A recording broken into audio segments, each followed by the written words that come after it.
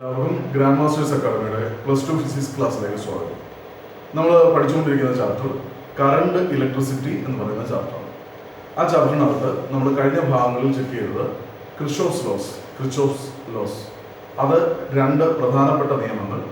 ഈ ലോയെ ബേസ് ചെയ്തിട്ട് റെസിസ്റ്റൻസ് കണ്ടുപിടിക്കാൻ വേണ്ടിയിട്ട് നമ്മളൊരു ഇൻസ്ട്രുമെന്റ്, അതായത് വീറ്റ്സ്റ്റോൺസ് ബ്രിഡ്ജ് എന്ന് പറയുന്ന ഒരു ഇൻസ്ട്രുമെന്റും നമ്മൾ പഠിച്ചു.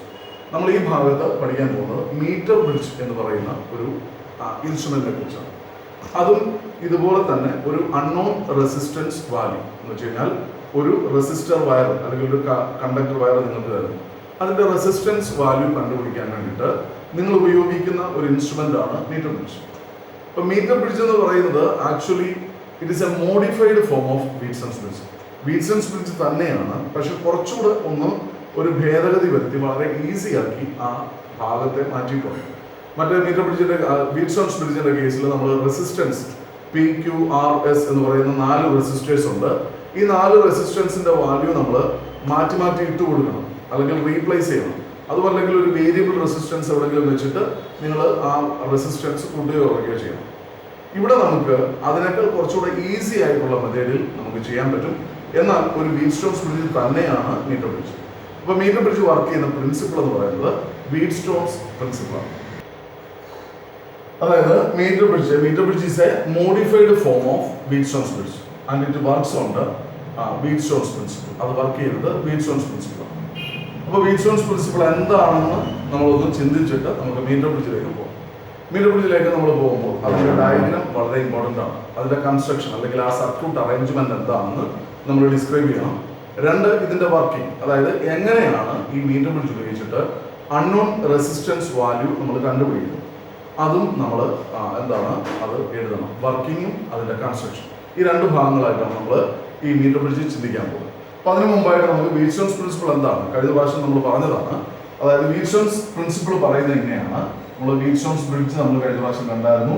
4 റെസിസ്റ്റേഴ്സ് ഇതുപോലെ ഒരു ക്ലോസ്ഡ് ലൂപ്പായിട്ട് അറേഞ്ച് ചെയ്തിട്ട് ഈ ക്ലോസ് ലൂപ്പിന്റെ അക്രോസ് ആയിട്ട് എന്ത് ചെയ്തിരിക്കുന്നു, അവിടെ AC എന്ന് പറയുന്ന 2 ഓപ്പോസിറ്റ് ടെർമിനലിന്റെ ഇടയ്ക്കായിട്ട് നമ്മളൊരു സപ്ലൈ കൊടുക്കുന്നു. ഇവിടെ ഈ 2 അക്രോസ് ആയിട്ടുള്ള ഓപ്പോസിറ്റ് ടെർമിനലിന്റെ ഇടയ്ക്കായിട്ട് നമ്മളൊരു ഗാൽവനോമീറ്റർ കൊടുക്കുന്നു. ഇത് BD എന്ന് പറയുന്ന ടെർമിനലാണ്. അപ്പോൾ 1 പെയർ ഡയഗണലി ഓപ്പോസിറ്റ് ആയിട്ടുള്ള 2 ടെർമിനലുകളിലേക്ക് നമ്മളൊരു സപ്ലൈ കൊടുത്തു. BD എന്ന് പറയുന്ന അടുത്ത 2 ഡയഗണലി ഓപ്പോസിറ്റ് ടെർമിനലുകളിലൊക്കെ ആയിട്ട് നമ്മളൊരു ഗാൽവനോമീറ്റർ കൊടുക്കുന്നു. എന്നിട്ട് ഏതെങ്കിലും ഒരു റെസിസ്റ്റൻസ് വാല്യൂ അഡ്ജസ്റ്റ് ചെയ്യും. അപ്പോൾ ഒരു ബാലൻസ്ഡ് കണ്ടീഷൻ എത്തുന്നു. ബാലൻസ്ഡ് കണ്ടീഷൻ എന്താണെന്ന് നമ്മൾ കഴിഞ്ഞ ദിവസം പറഞ്ഞായിരുന്നു. ദാറ്റ് ഈസ് ഗാൽവനോമീറ്റർ കറണ്ട് എന്ന് പറയുന്നത് 0 ആവും. IG = 0. അങ്ങനെയാവുമ്പോൾ ഇവിടെ 4 റെസിസ്റ്റേഴ്സ് ഉണ്ട്. PQRS എന്ന് പറയുന്ന അല്ലെങ്കിൽ RS എന്ന് പറയുന്ന 4 റെസിസ്റ്റേഴ്സ് ഉണ്ടെങ്കിൽ നമ്മൾ ചിന്തിച്ച ഇങ്ങനെയാണ്: P/Q = S/R. ഇവിടെ അൺനോൺ റെസിസ്റ്റൻസ് S ആണെങ്കിൽ S = P/Q × R എന്ന് നമുക്ക് എഴുതാൻ പറ്റും. അതായത് ബാലൻസ്ഡ് കണ്ടീഷൻ എന്ന് പറഞ്ഞു കഴിഞ്ഞാൽ ഗാൽവനോമീറ്റർ കറണ്ട് 0 ആകുമ്പോൾ the ratio of the resistances on the 2 arms of the Wheatstone's bridge P/Q, 2 ആമിലെയും റെസിസ്റ്റൻസിന്റെ റേഷ്യോ P/Q = S/R. ഇവിടെ R കൊടുത്താൽ R/S എന്ന് കിട്ടും. എന്താണ് S എന്ന് പറയുന്ന അൺനോൺ റെസിസ്റ്റൻസ് ആണെങ്കിൽ ഇങ്ങനെ എഴുതുന്നതായിരിക്കും നല്ലത്. P/Q = S/R അല്ലെങ്കിൽ R/S എന്ന് എഴുതാം. ഇവിടെ ആറും ഇവിടെ എസുമായിട്ട് എഴുതിയാൽ മതിയാവും. ഇതായിരുന്നു വീറ്റ്സ്റ്റോൺസ് പ്രിൻസിപ്പിൾ എന്ന് നമ്മൾ പറഞ്ഞു. അപ്പോൾ മീറ്റർ ബ്രിഡ്ജിന്റെ ഫിഗർ ഇതുപോലെയാണ്. ഇതിനകത്ത് ഏറ്റവും പ്രധാനമായിട്ടുള്ളത് AB എന്ന് പറയുന്ന AC എന്ന് പറയുന്ന ഒരു യൂണിഫോം റെസിസ്റ്റൻസ് ഉള്ള ഒരു വയറാണ്. അതിന് ഏകദേശം 1 മീറ്റർ നീളമുണ്ട്, 100 സെന്റിമീറ്റർ നീളമുണ്ടായിരുന്നു. 1 മീറ്റർ എന്ന് പറഞ്ഞാൽ 100 സെന്റിമീറ്റർ നീളം. അപ്പോൾ ഇതിനകത്ത് ഏറ്റവും പ്രധാനപ്പെട്ട ഭാഗം ഈ യൂണിഫോം റെസിസ്റ്റൻസ് വയറാണ്. എന്താണ് യൂണിഫോം റെസിസ്റ്റൻസ് വയർ എന്ന് പറഞ്ഞാൽ? ഓരോ സെന്റിമീറ്ററിലെയും അല്ലെങ്കിൽ ഓരോ യൂണിറ്റ് ലെങ്തിലെയും റെസിസ്റ്റൻസ് ഈക്വൽ ആയിട്ടുള്ള ഒരു വയറാണ്. അപ്പോൾ ഇതിന്റെ ക്രോസ് സെക്ഷണൽ ഏരിയ ഒക്കെ യൂണിഫോം ആയിരിക്കും, ഏറി കുറഞ്ഞൊന്നും ഇരിക്കത്തില്ല. അപ്പൊ അങ്ങനെ യൂണിഫോം റെസിസ്റ്റൻസ് ഉള്ള ഒരു വയറാണ് ഇതിന്റെ ഏറ്റവും പ്രധാനപ്പെട്ട ഭാഗം. 1 മീറ്റർ നീളമുണ്ട്. അതുകൊണ്ടാണ് ഇതിനെ മീറ്റർ ബ്രിഡ്ജ് എന്ന് പറയാൻ കാരണം. 1 മീറ്റർ നീളമുള്ള ഒരു യൂണിഫോം ക്രോസ് സെക്ഷൻ ഉള്ള വയർ. ഇത് വളരെ ടൈറ്റ് ആയിട്ട് പിടിച്ചു കെട്ടിയിട്ടുണ്ട്. ഇവിടെ 2 L ഷേപ്പുള്ള 2 ക്ലാമ്പുകളുടെ അല്ലെങ്കിൽ 2 മെറ്റൽ പീസസിന്റെ ബോട്ടത്തിൽ 2 പോയിന്റ് അല്ലെങ്കിൽ 2 സ്ക്രൂ ഒക്കെ ഫിക്സ് ചെയ്തിട്ട് അവിടെ നമ്മൾ ടൈറ്റ് ആയിട്ട് പിടിച്ചു കെട്ടിയിട്ടുണ്ട്. ഇനി ഈ 2 എൽ ഷേപ്ഡ് ക്ലാമ്പുകളുടെ ഇടയ്ക്ക് ഒരു സ്ട്രെയിറ്റ് മെറ്റൽ പീസ് വെച്ചിട്ടുണ്ട്. ആ സ്ട്രെയിറ്റ് മെറ്റൽ പീസ് വെച്ചിരിക്കുന്നത് 2 ഗ്യാപ്പുകൾ കൊടുത്തിട്ടാണ്. 2 ഗ്യാപ്പുകൾ ചുമ്മാതെ വെച്ചിട്ടല്ല. There are 2 gaps provided in between the metal pieces. ആ മെറ്റൽ പീസുകളുടെ ഇടയിൽ എന്താണ് ഒരു പർട്ടിക്കുലർ ഗ്യാപ്പ് വെച്ചിട്ടാണ് ആ സ്ട്രെയിറ്റ് മെറ്റൽ പീസ് അത് നടുക്ക് കൊണ്ടുവന്ന് ഫിക്സ് ചെയ്തിരിക്കുന്നത്. ഇനി ഇതിലെ ഒരു ഗ്യാപ്പിൽ ഒരു അൺനോൺ റെസിസ്റ്റൻസ്, അതാണ് നമുക്ക് കണ്ടുപിടിക്കേണ്ട വാല്യൂ ഉള്ള, അല്ലെങ്കിൽ നമ്മൾക്ക് ഏത് റെസിസ്റ്റൻസ് അല്ലെങ്കിൽ ഏത് കണ്ടക്ടറിന്റെ റെസിസ്റ്റൻസ് ആണോ കണ്ടുപിടിക്കേണ്ടത്, ആ റെസിസ്റ്റൻസിനെ കൊണ്ടുവന്ന് നമ്മൾ ഇവിടെ ഒരു ഗ്യാപ്പിൽ ഫിക്സ് ചെയ്യും. മറ്റേ ഗ്യാപ്പിൽ ഒരു നോൺ റെസിസ്റ്റൻസ് എന്ന് പറഞ്ഞാൽ നമുക്ക് അറിയാവുന്ന ഒരു പർട്ടിക്കുലർ വാല്യൂ ഉള്ള ഒരു റെസിസ്റ്റൻസ്. യൂഷ്വലി അതൊരു റെസിസ്റ്റൻസ് ബോക്സ് ആയിരിക്കും. ഒരു പർട്ടിക്കുലർ ബോക്സ് ഉള്ള അല്ലെങ്കിൽ റെസിസ്റ്റൻസുകൾ കണക്ട് ചെയ്തിരിക്കുന്ന ഒരു ബോക്സ് ഉണ്ട്. ആ റെസിസ്റ്റൻസ് ബോക്സിൽ നിന്ന് നിങ്ങൾ ഓരോ കീ വലിച്ചു വരുമ്പോൾ 1 ohm 2 ohm വെച്ചിട്ട് എന്ത് ചെയ്യുന്നു, അതിൽ കണക്റ്റഡ് ആണ്. അപ്പോൾ ഇത്രയും നിങ്ങൾ ഓർത്താൽ മതി. ഇത് നോൺ റെസിസ്റ്റൻസ് ആണ്. എന്ന് വെച്ച് കഴിഞ്ഞാൽ എന്താണ് നമുക്ക് അറിയാവുന്ന വാല്യൂ ഉള്ള ഒരു റെസിസ്റ്റൻസ് കൊണ്ടുവന്ന് ഒരു ഗ്യാപ്പിലും നമുക്ക് കണ്ടുപിടിക്കേണ്ട റെസിസ്റ്റൻസ് അല്ലെങ്കിൽ റെസിസ്റ്റൻസ് വാല്യൂ കണ്ടുപിടിക്കേണ്ട വാല്യൂണ് നമ്മൾ മറ്റൊരു ഗ്യാപ്പിൽ പ്രൊവൈഡ് ചെയ്യുന്നത്. ഇനി ഈ സെന്റർ മെറ്റൽ പീസിന്റെ മിഡ് പോയിന്റ് ബിയിൽ നിന്ന് ഒരു ഗാൽവനോമീറ്റർ ജോക്കി വഴിയായിട്ട്, ഇത് ആരോമാർക്ക് കാണിച്ചിരിക്കുന്ന ജോക്കി എന്ന് പറയുന്ന ഒരു മെറ്റൽ പീസാണ്. ഈ മെറ്റൽ പീസിനെ നമുക്ക് എന്ത് ചെയ്യാൻ പറ്റും, ഈ യൂണിഫോം വയറിൽ കൂടെ, ഇത് നല്ല നീളമുള്ള ഒരു പീസായിരിക്കും, അത് വയർ കണക്ട് ചെയ്തിട്ടുണ്ടായിരിക്കും. ഈ മെറ്റൽ പീസിനെ, ഈ ജോക്കി എന്ന് പറയുന്ന മെറ്റൽ പീസിനെ നമുക്ക് എന്ത് ചെയ്യാൻ പറ്റും, ഈ യൂണിഫോം റെസിസ്റ്റൻസ് വയറിൽ കൂടെ സ്ലൈഡ് ചെയ്ത് കൊണ്ടുപോകാം. അങ്ങനെ സ്ലൈഡ് ചെയ്ത് കൊണ്ടുപോകുമ്പോൾ ഒരു പർട്ടിക്കുലർ കണ്ടീഷനിൽ എത്തുമ്പോൾ ഗാൽവനോമീറ്റർ കറണ്ട് 0 ആണ്. അല്ലെങ്കിൽ എന്താണ് അത് ബാലൻസ്ഡ് കണ്ടീഷൻ ആണ്. ഇതാണ് ഇതിന്റെ വർക്കിംഗ് പറഞ്ഞത്. അപ്പോൾ ഇത്രയാണ് ഇതിന്റെ സർക്യൂട്ടിന്റെ ഡിസ്ക്രിപ്ഷൻ. ഒന്നുകൂടെ ഞാൻ പറയാം. നോക്കുക, അതായത് ഇതിനകത്തെ ഏറ്റവും പ്രധാനപ്പെട്ട ഭാഗം എന്ന് പറയുന്നത് ഒരു യൂണിഫോം റെസിസ്റ്റൻസ് വയറാണ്. 1 മീറ്റർ നീളമുള്ള ഒരു uniform resistance wire. It is tightly bound at the bottom of 2 L-shaped metal clamps. L-shape ഉള്ള മെറ്റൽ ക്ലാമ്പുകളുടെ അല്ലെങ്കിൽ മെറ്റൽ പീസുകളുടെ താഴെ കൊണ്ടുവന്ന് അത് കണക്ട് ചെയ്തിട്ടുണ്ട്, അത് പിടിച്ചു കെട്ടിയിട്ടുണ്ട്. ഇനി അടുത്തത്, there is a straight metal piece in between the L-shaped clamps. L-shaped ക്ലാമ്പുകളുടെ മധ്യഭാഗത്തായിട്ട് അല്ലെങ്കിൽ അതിന്റെ മിഡായിട്ട് ഒരു സ്ട്രെയിറ്റ് മെറ്റൽ പീസ് ഉണ്ട്, പ്രൊവൈഡഡ് വിത്ത് 2 gaps, 2 ഗ്യാപ്പുകൾ. ഒരു ഗ്യാപ്പിൽ ഒരു അൺനോൺ റെസിസ്റ്റൻസും മറ്റേ ഗ്യാപ്പിൽ ഒരു നോൺ റെസിസ്റ്റൻസുമാണ് നമ്മൾ കണക്ട് ചെയ്തിരിക്കുന്നത്. ഇനി അടുത്തത്, ഈ മിഡ് പോയിന്റിന്റെ അല്ലെങ്കിൽ സ്ട്രെയിറ്റ് പീസിന്റെ മിഡ് പോയിന്റിൽ നിന്ന് എന്താണ് ഗാൽവനോമീറ്റർ വഴി അല്ലെങ്കിൽ ജോക്കി വഴിയായിട്ട് ഒരു ഗാൽവനോമീറ്റർ കണക്ട് ചെയ്തിട്ടുണ്ട്. ഗാൽവനോമീറ്റർ. അപ്പം ഇനി നോക്കുക, ജോക്കിയെ നമ്മൾ സ്ലൈഡ് ചെയ്ത് കഴിഞ്ഞാൽ എന്ത് ചെയ്യാൻ പറ്റും, അത് ബാലൻസ്ഡ് കണ്ടീഷൻ നമുക്ക് കണ്ടുപിടിക്കാൻ പറ്റും. ബാലൻസ്ഡ് കണ്ടീഷൻ എന്ന് പറഞ്ഞാൽ ഗാൽവനോമീറ്റർ കറണ്ട് 0 ആണ്. ഇനി എ എന്ന് പറയുന്ന ടെർമിനലും സി എന്ന് പറയുന്ന ടെർമിനലും ഇടയ്ക്ക് നമ്മൾ എന്ത് ചെയ്തിട്ടുണ്ട്, ഒരു ബാറ്ററി കൊടുത്തിട്ടുണ്ട്, സോഴ്സ് ഓഫ് സപ്ലൈ കൊടുത്തിട്ടുണ്ട്. അപ്പോൾ നിങ്ങൾ വീറ്റ്സ്റ്റൺസ് ബ്രിഡ്ജുമായിട്ട് കമ്പയർ ചെയ്ത് കഴിഞ്ഞാൽ, വീറ്റ്സ്റ്റൺസ് ബ്രിഡ്ജ് ഞാൻ നേരത്തെ വരച്ച് കാണിച്ചപ്പോൾ പറഞ്ഞായിരുന്നു, എ സി എന്ന് പറയുന്ന ഡയഗണലി ഓപ്പോസിറ്റ് ടെർമിനലുടെ ഇടയ്ക്ക് എന്ത് ചെയ്തിരിക്കുന്നു, സപ്ലൈ കൊടുത്തിരിക്കുന്നു. അതേപോലെ തന്നെ ഇവിടെ കൊടുത്തിട്ടുണ്ട്. കാരണം ബിയും ഡിയും പരസ്പരം കണക്ട് ചെയ്തിട്ടുണ്ട്. കണ്ടോ, ബിക്കും ഡിക്കും അക്രോസ് ആയിട്ട് എന്ത് ചെയ്തിരിക്കുന്നു, ഗാൽവനോമീറ്റർ കൊടുത്തിരിക്കുന്നു. ഒരാമിൽ തന്നെ ഈ റെസിസ്റ്റൻസും മറ്റേ ആമിൽ ഈ റെസിസ്റ്റൻസും. ഇവിടുത്തെ റെസിസ്റ്റൻസ് നമുക്ക് കണ്ടുപിടിക്കാൻ പറ്റും, അത് നമ്മൾ വർക്കിംഗ് നോക്കുമ്പോൾ നമുക്ക് പറയാം. അപ്പോൾ ഇതൊരു പർട്ടിക്കുലർ റെസിസ്റ്റൻസ് ആണ്, ഇതും പർട്ടിക്കുലർ റെസിസ്റ്റൻസ് ആണ്.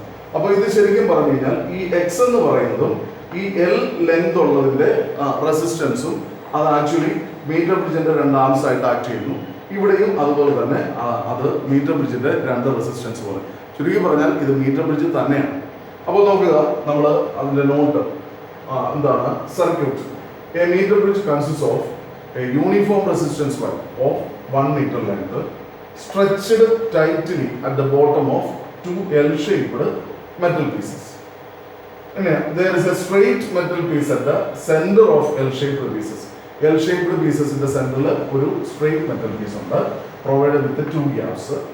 In one of the gap an unknown resistance X and in another a unknown resistance R is connected. From the midpoint of the center straight metal piece in the center point a galvanometer is connected through a joke. Jockey വഴിയായിട്ട് galvanometer connect ചെയ്തിട്ടുണ്ട്. Source of supply is given between points A and C. By sliding the jockey along the uniform resistance wire. Uniform resistance wire കൂടെ നമ്മൾ jockey move ചെയ്ത് കഴിഞ്ഞാൽ എന്താണ് balanced condition നമുക്ക് achieve ചെയ്യാൻ പറ്റും. Can be achieved. That is the galvanometer current becomes 0. നമുക്ക് ഇതിന്റെ വർക്കിങ്ങിലോട്ട് നോക്കാം. നമ്മളിവിടെ ചെയ്യുന്നത് എങ്ങനെയാണ്? സപ്ലൈ ഓൺ ചെയ്യുന്നു. സപ്ലൈ ഓൺ ചെയ്ത് കഴിഞ്ഞിട്ട് ജോക്കി ഒരു സൈഡിൽ നിന്ന്, അതായത് എവിടെയാണോ അൺനോൺ റെസിസ്റ്റൻസ് കണക്ട് ചെയ്തിരിക്കുന്നത് ആ സൈഡിൽ നിന്ന് ഈ മെറ്റൽ പീസിനെ നമ്മൾ പതുക്കെ സ്ലൈഡ് ചെയ്യും. സ്ലൈഡ് ചെയ്യുമ്പോൾ നമുക്ക് കാണാൻ പറ്റും ഗാൽവനോമീറ്ററിന്റെ എന്താണ് നീഡിൽ പതുക്കെ പതുക്കെ പതുക്കെ കുറയുന്നത്.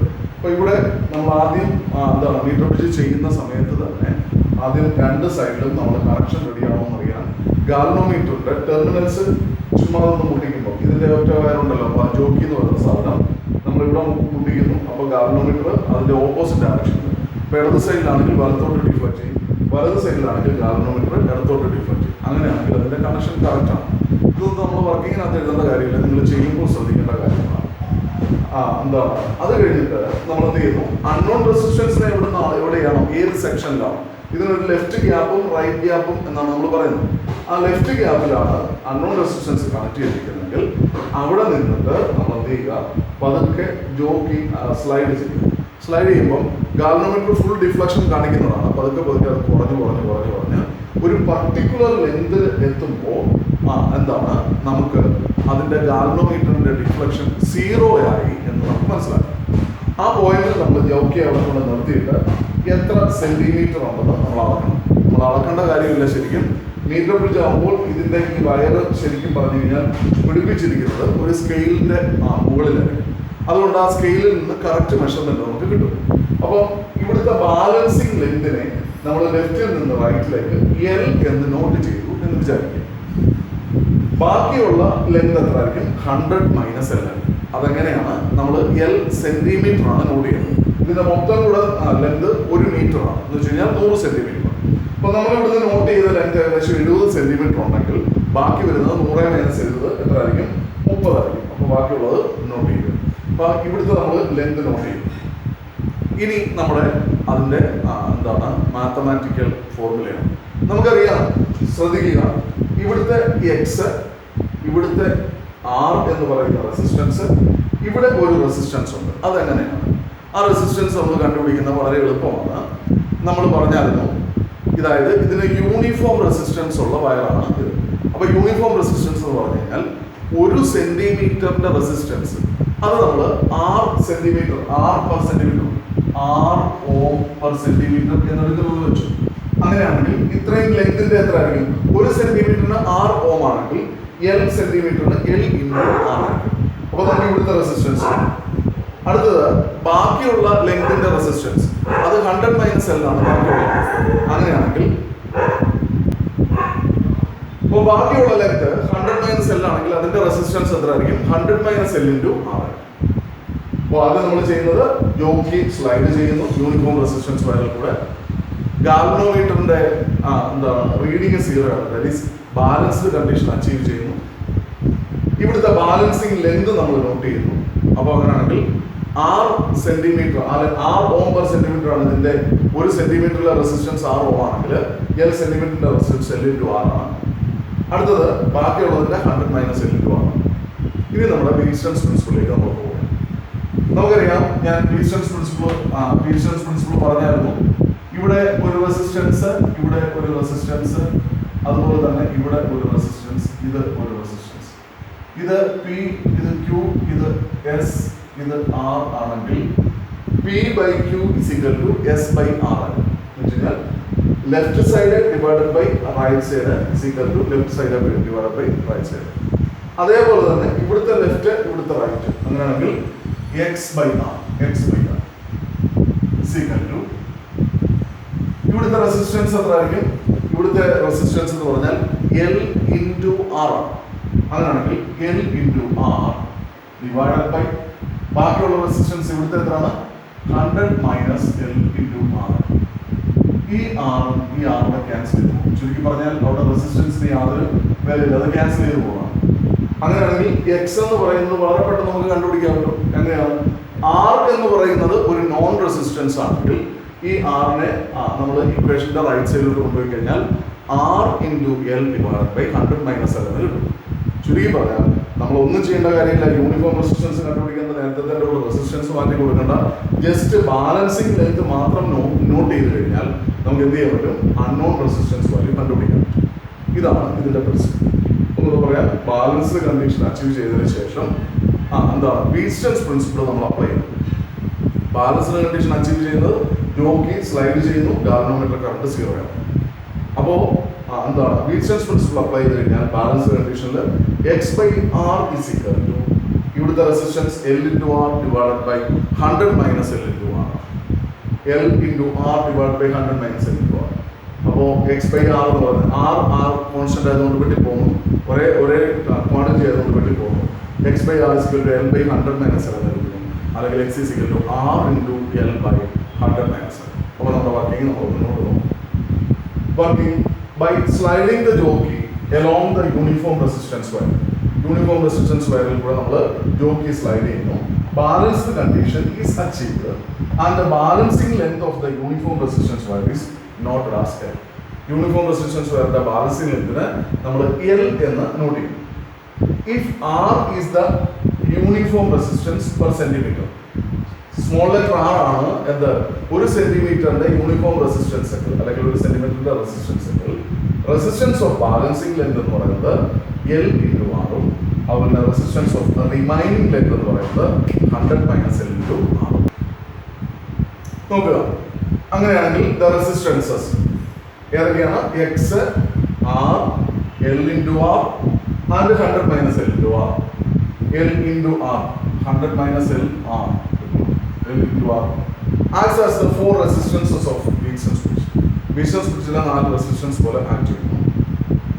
Applying Wheatstone's principle, x by r is equal to L R divided by 100 minus L into R. R cancel ചെയ്ത് പോയി കഴിഞ്ഞാൽ x by r is equal to L by 100 minus L. അല്ലെങ്കിൽ x is equal to R into L by 100 minus L.